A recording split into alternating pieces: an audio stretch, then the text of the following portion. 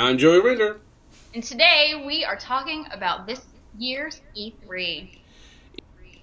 E3 2014 has come and gone. We've had lots of games announced. If there's been any E3 that's been more about the games, it's more this one than any of them. I don't think it really can compare with last year when we had new systems and all sorts of things. So we're really just going to talk about the things that we found interesting, because you can probably have a million hours of E3 coverage and not get everything. So we're just going to talk about the ones that we found interesting. So, Crystal, why don't we start with you? I know which one you want to talk. All right, so based on my predictions, which were completely blown out of the water, we have coming up a new game called Rise of the Tomb Raider. It is taking Lara on a journey after the most recent Tomb Raider, after her horrible experience on the island and going through therapy. And that is what the trailer was all about. It was her in a therapy session trying to figure out her life after it is completely crumbled on the island. Which I really like how they're playing this, which, the old Tomb Raider, Lara Croft, when you first come out, you were going with her, she's rich, her family has died, and she's really, acquainted with her life, and that's what she is. She's a risk taker and daredevil, and, you don't really see her flinch.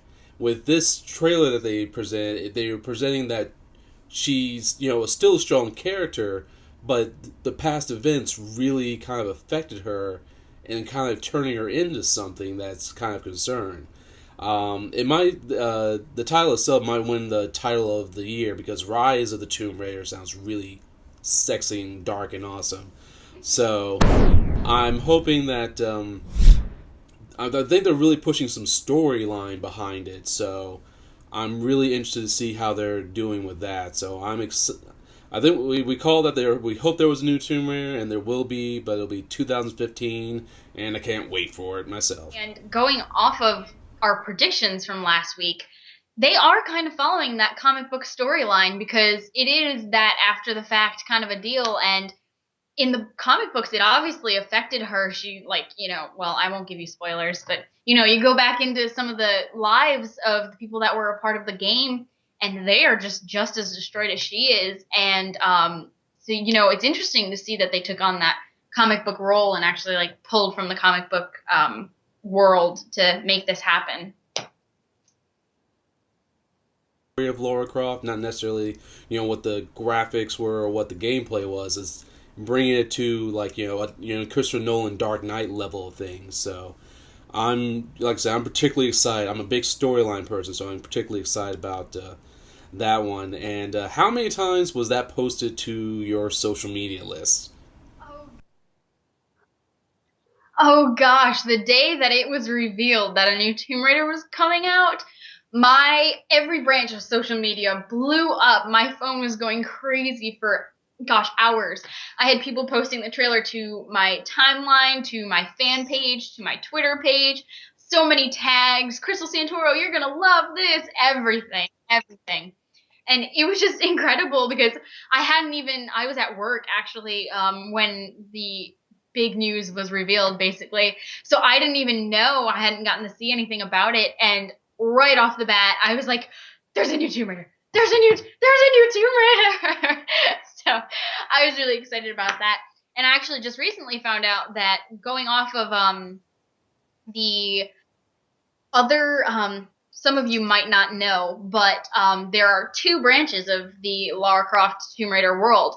There is Lara Croft, the original one that had come out when they started this new branch was Guardians of Light. And they just came out with another one in that same branch called Temple of Osiris. So that should be good too. It's more of a aerial view looking down, kind of like the Diablo style view. So I didn't really particularly get into that on Guardians of Light. I never really played through all the way of Guardians of Light. I played part of it. But, new branch in that should be pretty interesting also. Who knows? It might change up the style a little bit, but chances are it's going to be...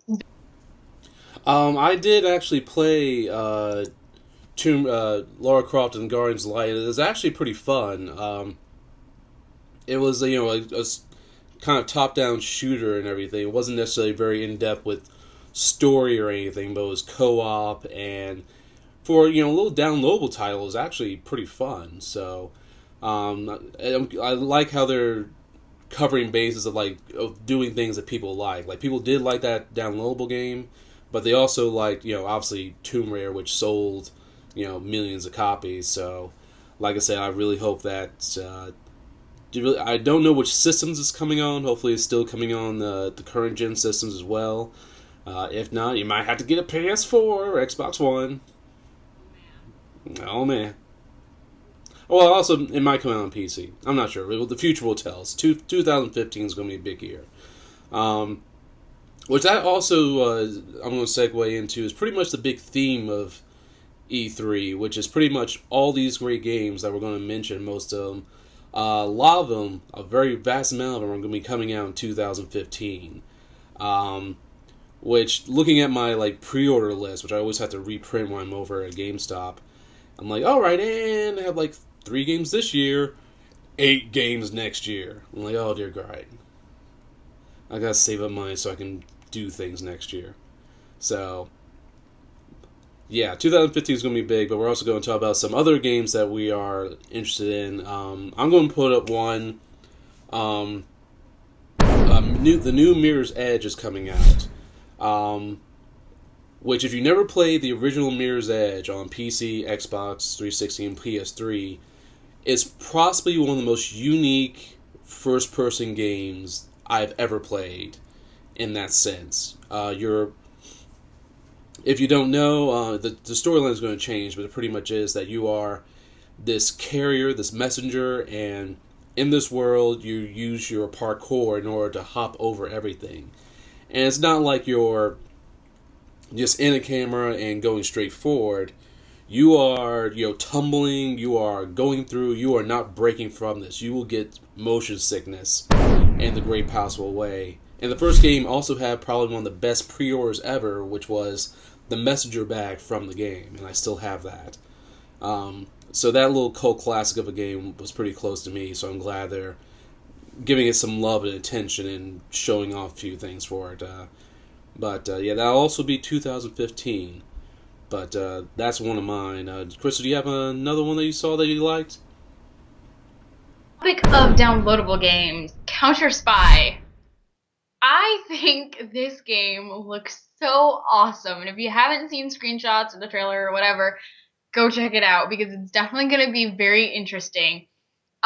We've got very old school graphics going on and very realistic but cartoony, and it kind of reminds me of that show on, oh gosh, I don't even remember. I think it was Cartoon Network when I was a kid, and I think it was called Spy Spy, and it was like the white spy and the black spy. Oh, Spy versus Spy? Oh yeah, Spy versus Spy.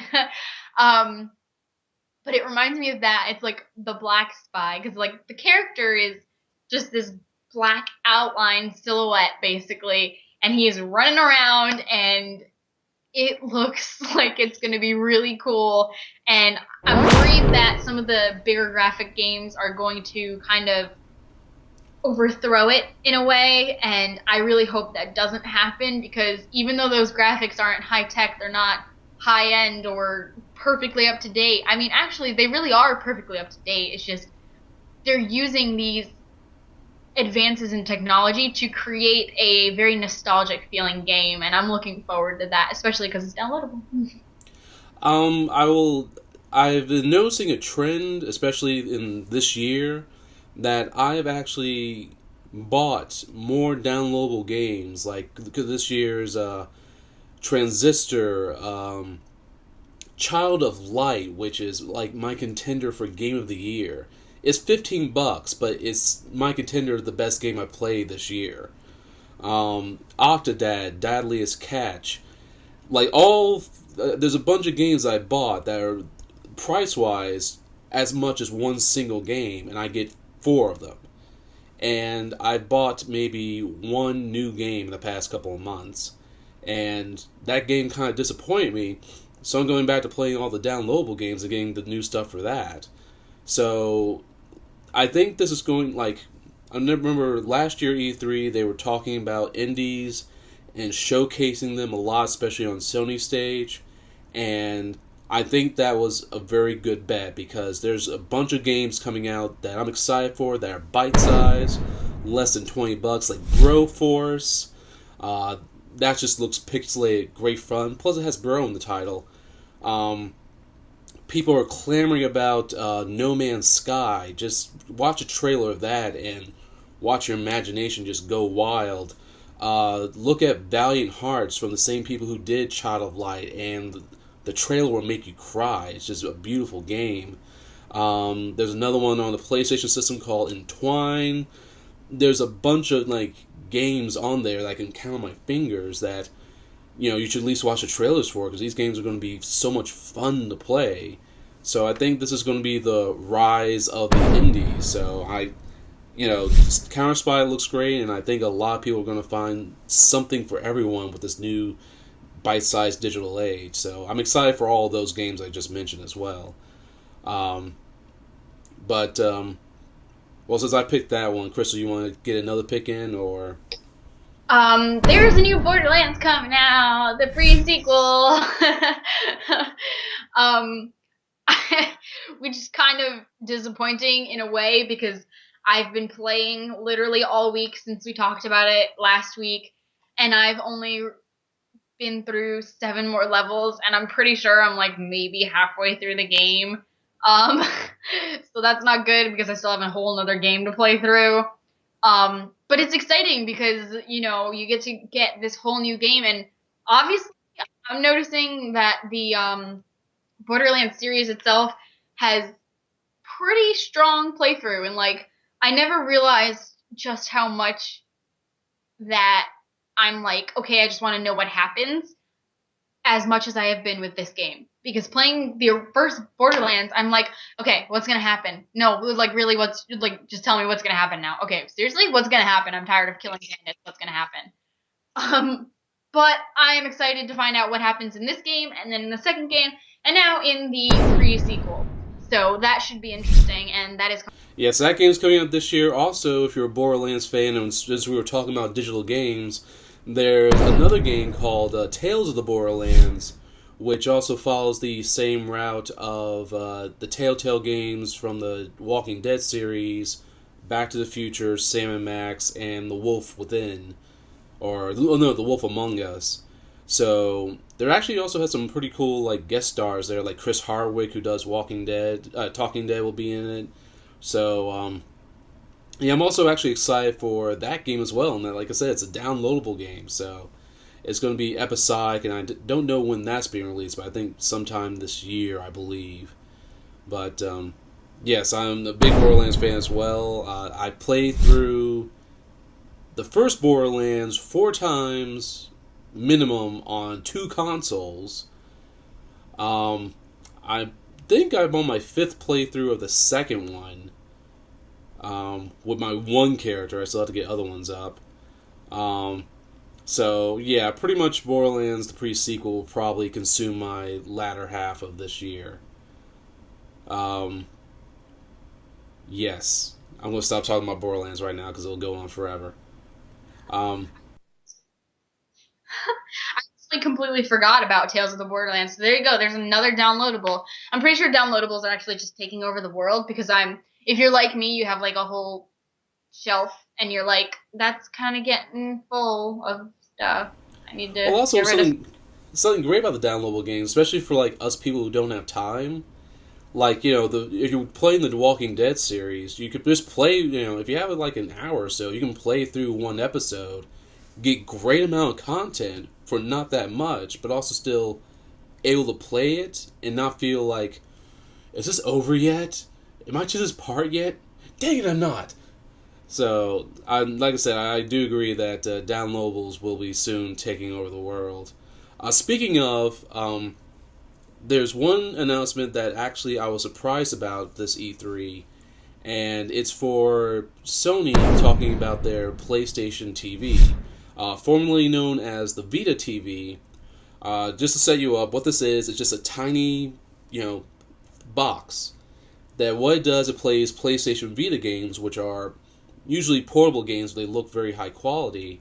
and you hook it up to a TV, and you can play games. But you can also download PlayStation 2 games. But the other big thing is PlayStation Now, which they announced, which is pretty much Netflix for gaming.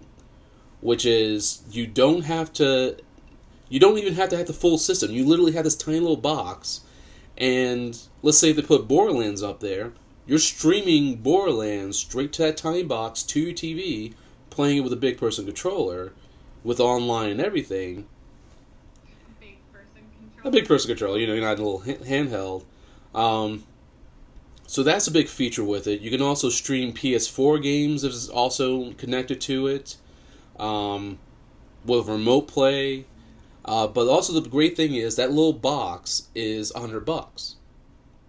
So if you're getting a lot of great things in a small form factor for $100 that just connects to your TV, which is great for kids who just want tiny little games but still play on the big TV, so you don't have to worry about them breaking a system.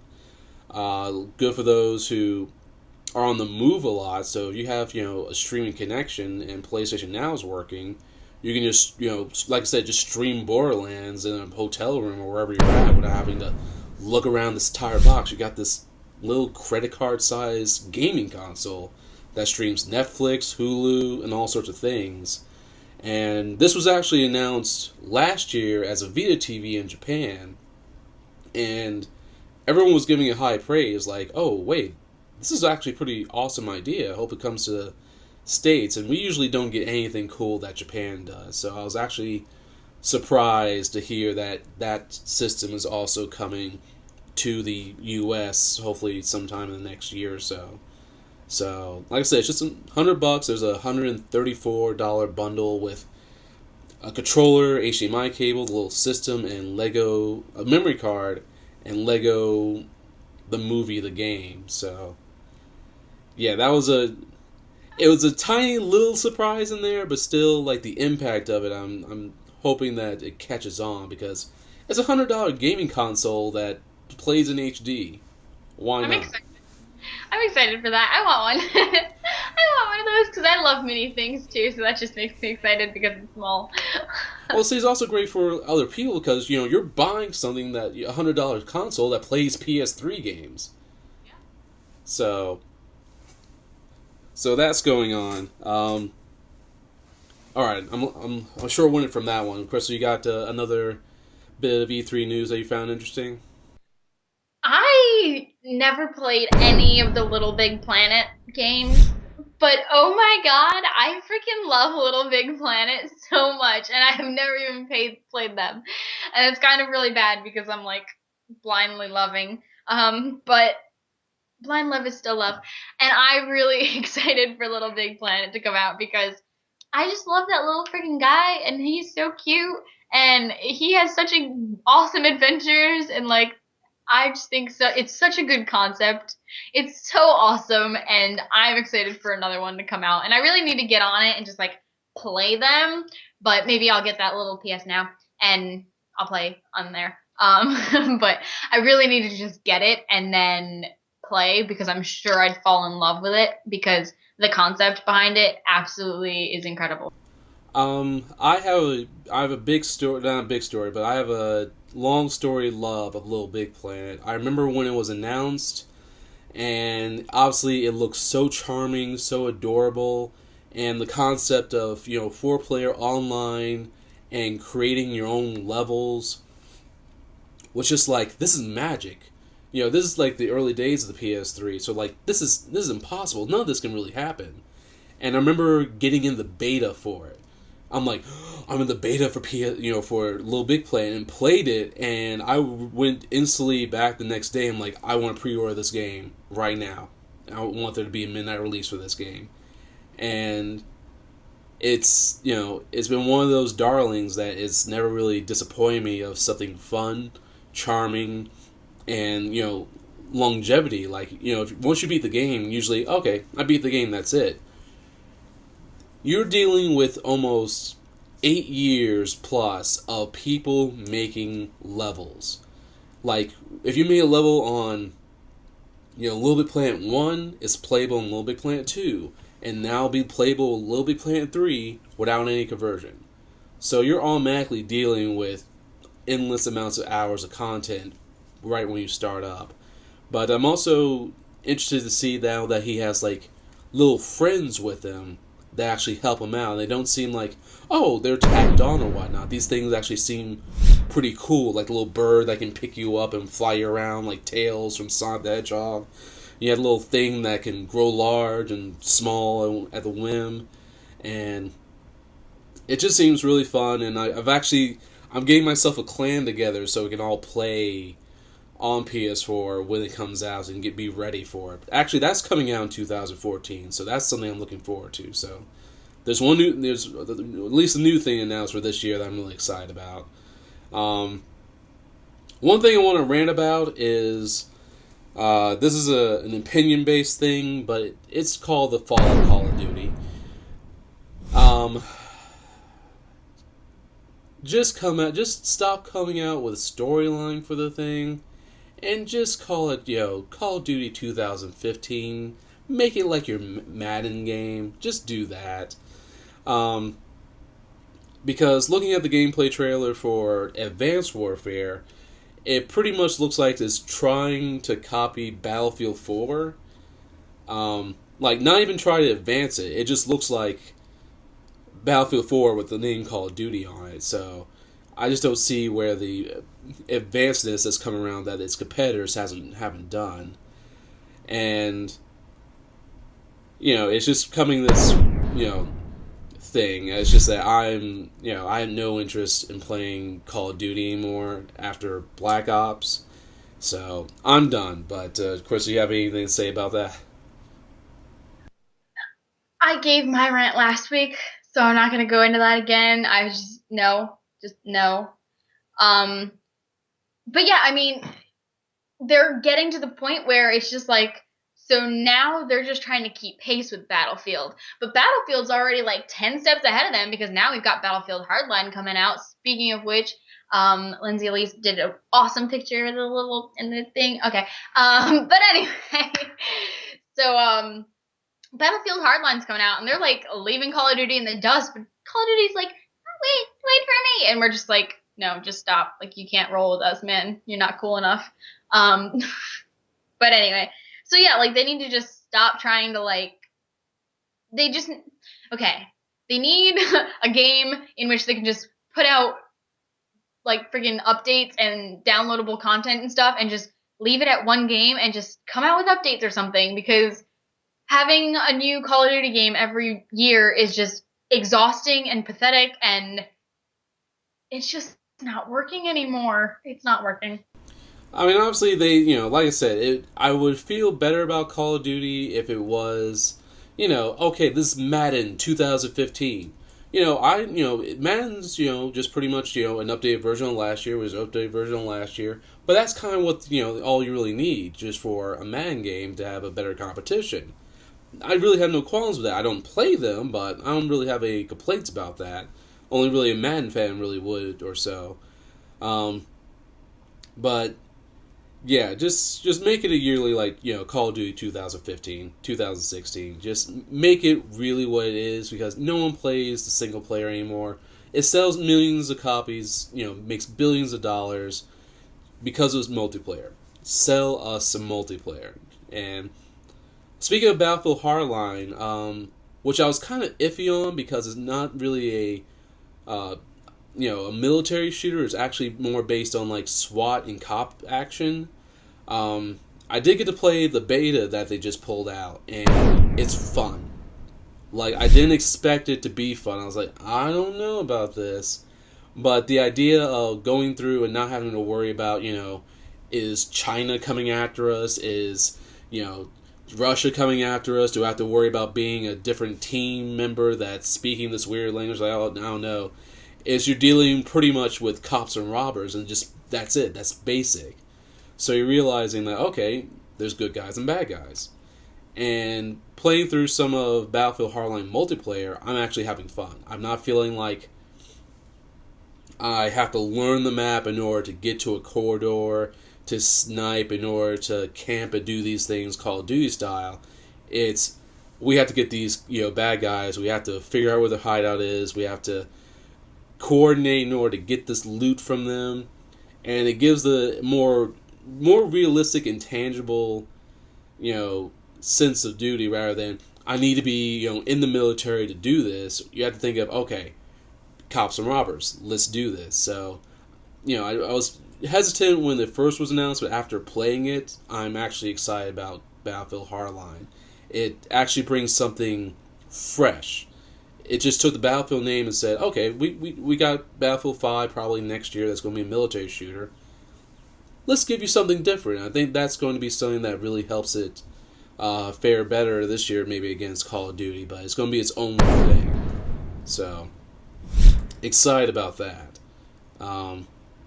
Also excited about Destiny, and hoping to get to play in that beta later on.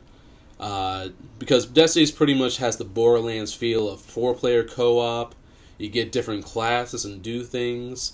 Borderlands pretty much set the correct style for that game, so you're going to have people want to bring their own spin to it, so I'm excited about that. Crystal, did you see anything else through E3 that you were kind of excited about? My last one is Assassin's Creed Unity. They are freaking cranking them out, but they're doing it the right way, unlike Call of Duty.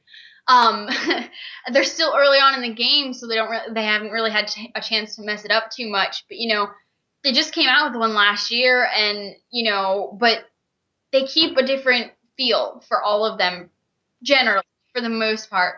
And there's not it's not an exact repetition every single time.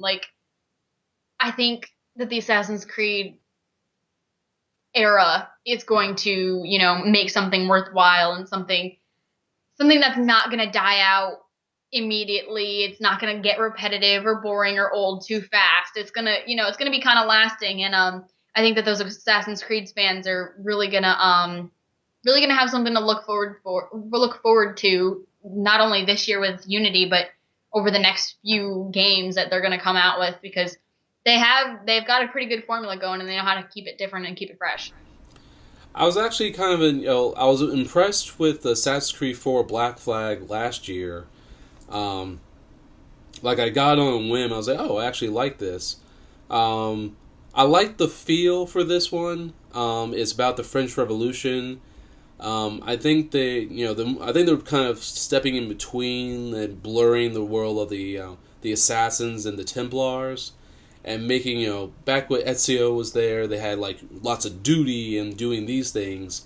I think they're trying to get more. I think they're trying to get you more into the action quicker.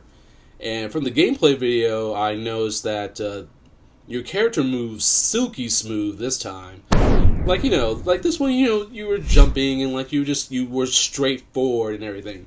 Now the guy's freaking Spider-Man. He's grabbing on something, spinning in the air, doing these things. Dang, dude. Calm down. You can kill this guy. Just chill out. It's going to be okay. But it's no, flipping, doing all these things. God, France, what the hell did you do, France? Fancy. He's all fancy. Yeah, so I was just really impressed with at least the animation from it.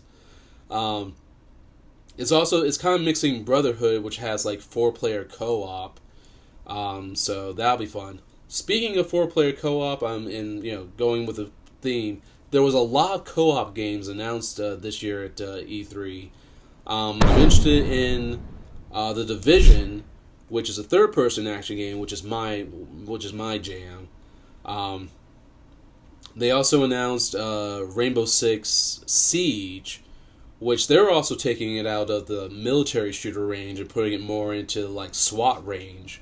So it brings it closer to home and makes it a different feel of things.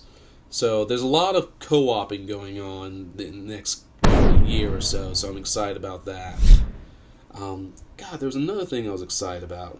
Metal Gear Solid 5: The Phantom Pain. Hideo Kojima just always brings it. Even with the short Metal Gear Solid 5 Ground Zeroes from earlier this year, it's a beautiful looking game. and it looks to be even more depth in its lore and storyline with dealing with Naked Snake and dealing with the Diamond Dogs and everything. So I'm interested in that, and for those who haven't played a lot of Metal Gears, this isn't your typical, this is not a shooter. This is for those who like to play golf. This is for those who like to play chess. This is for those who like to sit there, look at things, and go, okay, this is how I'm going to do this. And, I try not to use any guns in the game. I just put people to sleep. Like, if I could spend my money on just having infinite tranquilizer rounds, I would. And just put people to sleep and just like, alright, go. That's how I play, so. They've gotten a little bit more friendly if you like to run and gun, but you get the most out of it when you sneak. It is the epitome of stealth action. Like, you are rewarded for being patient and just being a real douchebag to to enemies. This person was having an okay day. La la la la, and I tranquilize you in the head. Womp womp. It could be worse. I mean, he could have had an okay day and then died. No, which one was that? No, that was Crisis. Crisis, I felt like a true dick. Crisis 3, you could just turn invisible and shoot people in the head with arrows. That's all I did during Crisis 3, which was, and I'm invisible, and you're dead. I killed 20 people in 5 minutes with an arrow, and just doing that the entire time. So that was the first half of the game. I felt like such a douche. Oh, by the way, you're all sitting here talking about what you're going to do after work and everything, and in the middle of you exploding arrow, boom. All right, you're dead. Let's keep going. I hope there's another Crisis. I know they're coming out with Homefront later on, which is using the Crisis engine, which I'm excited about. Also, another thing I'm excited about, which is if you know me and read any of my Joey Render's tech musing blogs, me and Nintendo don't have the best relationship. Don't have a Wii U, don't really ever plan on having a Wii U, but thanks to Smash Brothers, I might get it on the 3DS. Just because I play Smash Brothers and you have those Smash Brothers parties, and it's just all out. I love even watching Smash Brothers. It's just before there was the internet, before there was League of Legends or whatnot, you sat down, you just watched a bunch of people beat the crap out of each other with Mario and Princess Peach and Sheik and everything. So I'm excited about that. Nintendo's coming out with a lot of content, which no one's ever said that they've been lacking on content or good content. Obviously coming out with a new Legend of Zelda, hopefully in the near future. What was it? Yoshi's Woolly World, which looks absolutely adorable. All the feels. I think it's Kirby's Canvas Curse 2, or I'm not sure if that was a sequel to, I forgot. There's a new Kirby game coming out. Smash Bros. Was their big thing. They're coming out with, obviously, Xenoblade 2, I believe. I might be getting some of these titles wrong, because I don't know what their final titles are. Xenoblade Bayonetta 2, which is finally, hopefully, going to come out at some point, because that's been in development for a while now. I remember them announcing that last year, and it seemed like they were done. But Nintendo's got some vast amount of content for its consoles, and hopefully that will equal to sales, because the Wii U is still not doing too well, but still got plenty of content for Nintendo fans. Speaking of fans and of nostalgia and everything, Halo 5 Guardians will be coming out next year, and there will also be a 1 through 4 collection for the Xbox One. I know a lot of people who are really nostalgic when it comes to Halo, and that's the reason why they own an Xbox console, whether it be the first one, 360, or one. Just like Final Fantasy people are going to buy, PlayStation because Final Fantasy is going to be on there. You buy Xbox because you're ready to have a Halo party, and so I'm really I'm not I don't have an Xbox One or anything, but I just I have a lot of good friends who do, so I know they're all really excited and clamoring for that. One other thing I was also noticing about the Xbox conference was, if you didn't know about it, you would think they were just talking about games for some imaginary console, because they did not mention the Xbox One box itself at all. Like, they weren't like, oh, reminder, you can buy a Xbox One without the Kinect with it for $399. No, they didn't mention a controller, a new minus Kinect or anything. They didn't even really truly mention the Xbox 360. Well, near the PlayStation 3, they didn't mention too much of the PlayStation 3 stuff in Sony's conference. But this shows you how much focus that these companies, especially Xbox, are having on trying to get more content out on their system. They didn't mention anything about TV, whether or not you can connect it with it, anything. They just were straight, complete in other games. Which is one coming out on the Xbox One that I think looks interesting and everyone should look up to because the trailer was fantastic, and that's Sunset Overdrive. Yeah, it's really cartoony, from the same people who made Ratchet and Clank. So I'm really, if I was still on the Xbox One, it would be for that game as well. It's third-person, zany action, 4-player co-op, so I'm pretty excited about that. But I went long-winded on that one. Crystal, did you see anything else that sparked your interest? Speaking of nostalgia, let me just go ahead and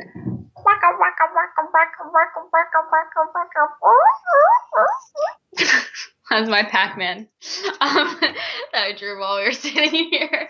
So Pac-Man will be in Super Smash Bros. As well.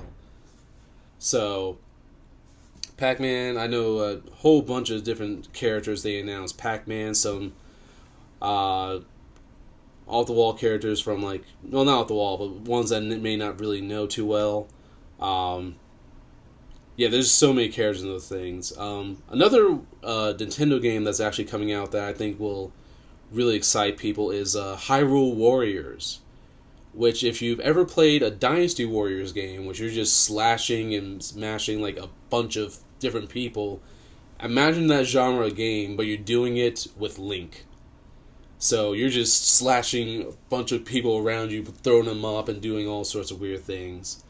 So yeah, there's a lot of unique gamage coming out. But yeah, I remember they definitely announced it. It's really weird because it's all on a Nintendo console. So you have Pac-Man from Atari fighting Sonic from Sega, and Mario from Nintendo. So I'm not sure if they have Solid Snake in this one, but that'd be really funny if they also had Snake from Metal Gear Solid, which came out on the original PlayStation. So that would have been a nice little triple, a fatal four-way of things.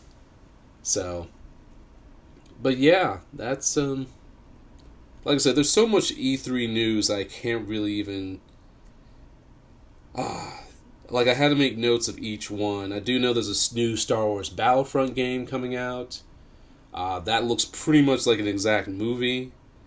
I know Criterion Games is coming out with a new game, and they made Burnout Paradise, which is one of my favorite games of all time.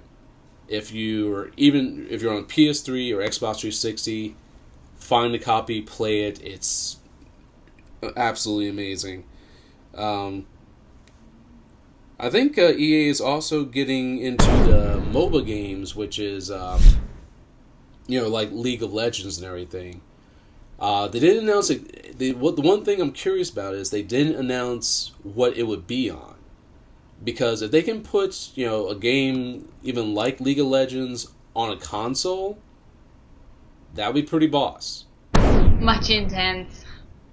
I mean, just imagine, like, instead of having to deal with whether or not it's updated or any of these things, it's on your console and you can just boot up and play it no matter what you're playing. So, I think if EA was smart, they would do that. I'm looking through various notes I made across the year. Well, across that whole thing.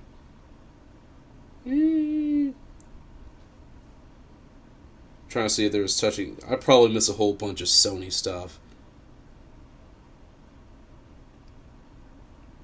Oh, I'm actually going to give a shout out to one of my favorite game developers, Suda51, and he's coming up with a new PlayStation 4 exclusive called Let It Die. If you never play a Suda51 game, Suda51 is pretty much the Quentin Tarantino of gaming. Like, play on the Wii, he had one of my favorite games called No More Heroes. On the PS2 was Killer 7. He did Shadows of the Damned. He helped produced Killer is Dead from earlier last year. Just wild, zany, anime-filled, crude, and goodness.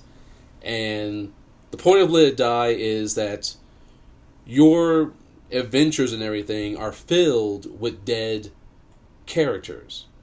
Meaning, if your character dies, it shows up in someone else's game trying to kill someone else. And it just keeps going. It's called the Death Cloud. So, Unfortunate. yeah, he gets weird. And I can't wait for that. Like when I drink coffee? Yeah, exactly like when you drink coffee. Another thing, Grim Fandango is making a comeback.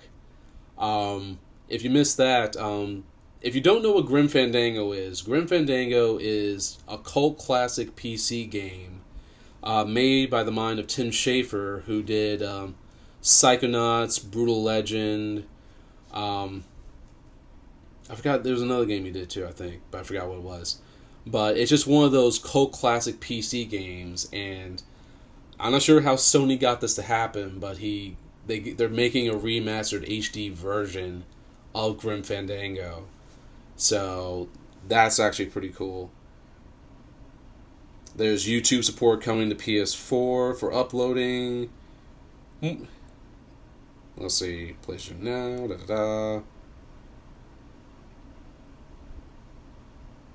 Oh crap, how can I forget this? Your main rival, Crystal, Nathan Drake, will be back in Uncharted 4. Huh? No! Uncharted 4, A Thief's End, which rivals the sexiness of The Rise of a Tomb Raider. So there's two archaeological adventure games that I will be getting in 2015. Tomb Raider, which was originator, Nungrader, and the new kid on the block, Nathan Drake, with Uncharted 4, A Thief's End, only on PlayStation 4. Dun dun dun! Which I think there's, speaking of that rivalry, I think there's a great enough room for both of them to tell great stories with each of them. And I think that's, what competition does greatly is because, Nathan Drake's a new kid on the block and he came in and is going to win, like, every Game of the Year award ever. That's what Uncharted 2 did. It was like, yeah, it won just about every Game of the Year. Which I think Crystal Dynamics with Lara Croft and this new, idea of storylines can possibly rival. So it's on. I'm interested to see. It is on like Donkey Kong. It's on like Donkey Kong. I think that they should just, for the next Uncharted, they should just take Jessica Negri and put her in it. In her femme Nathan Drake cosplay. And that's it. Just done. Just can we put Jessica Negri in anything of my life? All the Jessica Negri! All the Jessica Negri! All the time! Can we just, actually get rid of all video game characters and we'll just make Jessica do all of them? Done. I want you to write this and put this on my desk by Wednesday. Dear all video game creators, have Jessica Negri in your games. Okay, thanks, bye. We'll just mass send that shit out. Make it rain proposals. See, how about this? What if you? Here's how you make Call of Duty better. Just have everyone look like Jessica Negri.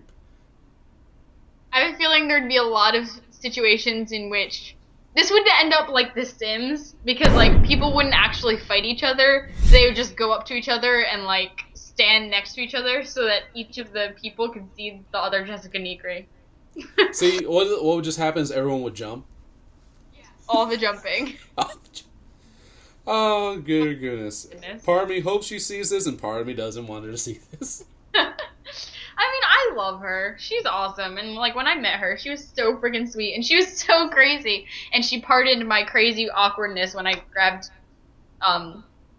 lint off of her shirt without even thinking. So that was nice of her, I guess. That was an innate reaction from your hand. That's what everyone... so awkward, because she had, like, this little piece of lint on her... She was wearing her Ashley Ketchum shirt, so it was a black shirt, and she had a little white piece of string or something, and like we're having a conversation, and we'd been sitting there and talking for like 5 minutes before the con started, and like I saw it and I was like, oh, out of instinct I just reached out and I plucked it off, and then I was like, I'm so sorry. And she was like, no, you're fine, but whatever you do to me, I get to do to you. And suddenly I was in heaven. It's like, you know, it's like grabbing lint off of Stan Lee, like someone who's immensely better than us.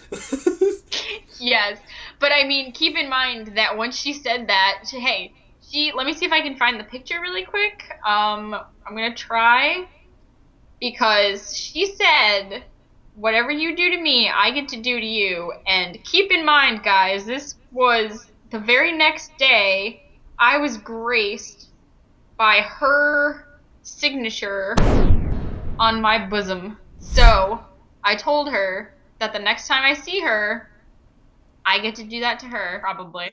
But yeah, so that's the thing that happened, and I was extremely excited by that. So that's the thing that happened. And I don't even know how we got on this topic anymore. I'm so distracted now. See, I love how we stopped talking about food, and we're going to talk about Jessica Negri's boobs, which I think we can dedicate an entire show to. You probably could. Speaking of Assassin's Creed, I really liked her Assassin's Creed costume. And, yeah. Okay, I'm done talking, so whatever you have to say, you can go ahead and finish up, and then we'll wrap up the show for the week. Hey, when you're talking about Jessica Negri, your conversations are endless. They are. Which speaking of the last game I mentioned, which was Let It Die, Sue51's a huge fan of hers, Jessica Negri's, and one of the characters that was in Killer is Dead was actually supposed to be older, but was actually made younger so it resembled Jessica Negri. So that was fun. But like I said, there is so much E3 news that it's kind of consumed my life. Just trying to figure out things going on. There's so much things going on. A lot in 2015. Lots of things I'm excited about, but also, like, one other thing that I thought was really surprising, because it was, video TV existed, and some of these games came about that you heard rumors about. We predicted Tomb Raider, but this one tiny little game that people may not even know about that ever existed, Final Fantasy Type 0 was actually announced to be coming for the PlayStation 4, I think Xbox One. So they actually announced technically an old Final Fantasy game, but being made for the next generation of consoles. But it used to be a PSP game, and I guess they updated to run for the PS4 and everything. But I just thought that was unique because they said that they didn't have anything about Final Fantasy 15 or Kingdom Hearts 3 this year, or in time for E3, so it'll be probably September at Tokyo Game Show before they announce anything. So it was nice that they kind of snuck in, some more Final Fantasy coming our way. Probably to offset the fact that the other games won't be coming out for quite a while. So that's the only little tidbit that I was like, really? That exists? Okay, cool. Um, but yeah, that's pretty much what I've got. There's a bunch of things I'm excited about. A lot of betas going on. So if you have these consoles, just like their Facebook pages, and you can possibly get a sneak peek to play some of these games before they even come out. I know I'm playing a little bit of Battlefield Hardline on the PS4. Destiny's coming up. I know there's a Halo beta coming up in December after Christmas. So there's a great chance to play some of these games before you get your hands on and help improve them. But yeah, the internet's going to be big this year. I can tell. Big things on the internet. It's kind of a big deal. That book's made on a shelf made of mahogany. But mahogany. But yeah, there's yeah, I kind of want to leave off with something besides E3, which is we're dealing with a stint of nothing right now in summer. Like, all my shows are off. There's only really one game that I'm going to get, and that's probably Last of Us Redux or Remastered that's already come out. So, Do you know what that means? huh? Do you know what that means? What does that mean? You have to do the unthinkable. Go outside? You have to go outside. No. Have you been outside? We're on the coast of North Carolina, and Right! I went to the beach last night at like 7. It was awesome. see, I'm very much a winter fall person, because up until like 2 weeks ago, it was not the one thing I hate about our state's weather is humidity exists, because the water is like right here. Yep. So as soon as it gets hot, it's gonna be like, oh, by the way, you live in a sauna now. And now you're drowning. Every inhale feels like you're drowning. Pretty much, like, you really start taking more showers, because every time you take one and go outside and come back, Done. you're drenched in not really sweat, but literally In humidity. water in the air.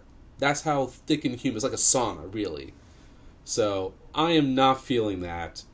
No, there will be some new Sailor Moon coming on in July, so that'll be the thing I do in the meantime. But you have a huge back catalog to take care of, so we gotta get you on that.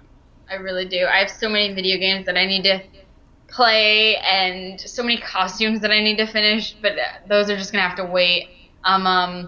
Getting more. I need to get more money. That's my main priority, is get more money, make sure my bills are paid. Then once my bills are paid, then I can work on cosplays, and once I can work on cosplays, then I can see if I can get to some more cons and video games in the meantime, and all the work. I'm working 2 doubles this weekend, so all the money. Yes, summertime is that fun time which we get to be adults. That's why winter's my time. Like, winter's a really geek time, because, there's games coming out, we got Walking Dead on, we got other shows on, and then as soon as, like, after this, mid-July, mid-June is like 2.5 months of nothing. And then it's like, alright, when can it be cold again? So... I don't know what just happened, but on my end, that sounded really weird for a second. All I heard was, when is it going to be cold and cold and cold and cold and cold and cold again? I was like, what just happened? And cold and cold and cold and cold and cold. Alright, but we're about to wrap up the show. Like I said last week, we're still messing with the new format. If you see new fancy things, awesome! This audio won't exist. But if you don't, sorry, we're still working around schedules and trying to make things uber fantastic. But like I said, if getting used to the new format, we don't get to have your interaction anymore. So please, please, please show us some love on our Facebook page at facebook.com/RenderRadarReport. Like us on, subscribe to our channel on Facebook at Facebook.com/user/RenderRaterReport. Follow us on Twitter. Hopefully, we can add more content there. But say hi. Say how much. Say things that you liked about E3. Things that interest you, and just let us know. Follow us on Facebook at RenderRaterR3.